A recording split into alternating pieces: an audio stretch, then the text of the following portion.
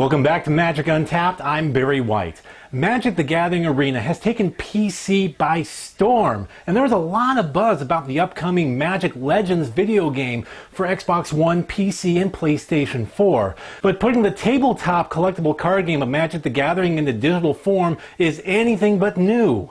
In this video, we're taking a look back at the Magic the Gathering computer game from MicroProse in 1997.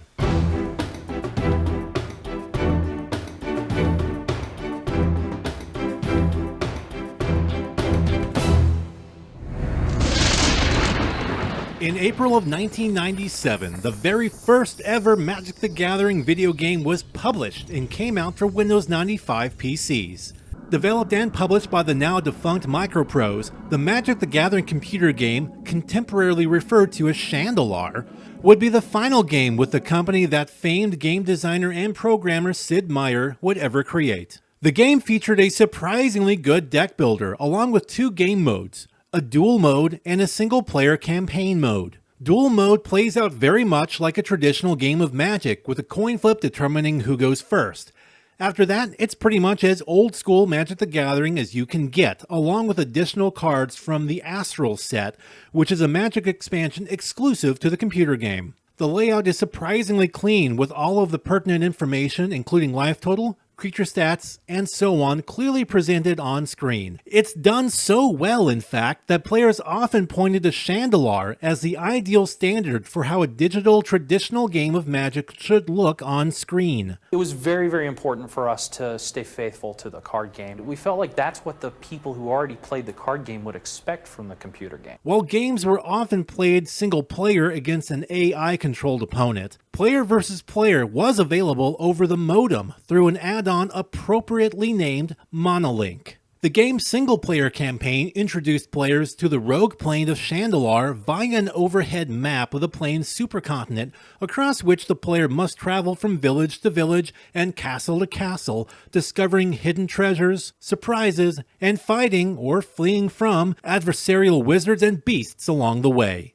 In dungeons and castles, adversaries remain still, rather than roaming. Either way, encountering an enemy will typically enter combat via a modified version of the duel mode, with the player's life tied to the number of monolinks they've established throughout the game. More monolinks equals more starting life. Likewise, the player's deck is only as good as the cards they found in the wild, purchased from in-game vendors, or won from opponents. Yep, you heard that right. In Chandelar, ante is the way of the game. Defeating a foe will win you some cards from their deck, though losing means they will take one of yours. It actually turns out to be a good system to keep players in check against bigger, badder foes, and serves as a deterrent from biting off more than you can chew. Story-wise, the plane is ruled by 5 tyrannical mages who are each vying to be the first to cast the Spell of Dominion, which they think will allow them to rule all of Chandelar for themselves, not knowing that the spell actually breaks the plane's protective barrier, keeping extraplanar beings, such as planeswalkers, from entering. Should one succeed, you lose the game. But if you are able to defeat all 5 monocolored wizards, the evil planeswalker Azrakhan attacks you for foiling his invasion plans. The end boss has grossly more life than you, and due to that, is considered unkillable. Rather, upon your defeat, he is banished from Chandelar for an indefinite amount of time, with that player's performance in the battle becoming their final score for the campaign. MicroProse's Magic the Gathering spurred 2 expansions, Spell of the Ancients in September of 1997, which included cards from Arabian Nights and Antiquities along with AI improvements, and Duels of the Planeswalker in June of 1998, which was an upgraded version of the original game and included 80 new cards from the sets Legends and the Dark. The game was considered a relative success, selling more than 400,000 units by early 1999, and generally receiving positive reviews by outlets such as GameSpot and PC Gamer UK. Chandelar is considered among many longtime Magic players as the gold standard in digital Magic, even in spite of Magic Online and Arena grabbing all of the headlines. Maybe it's nostalgia.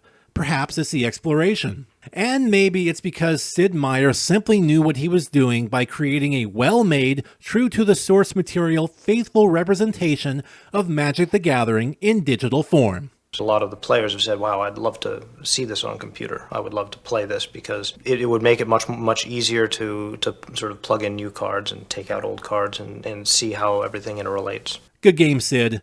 Good game. So what did you think of the original Magic the Gathering computer game? Let us know in the comments section below.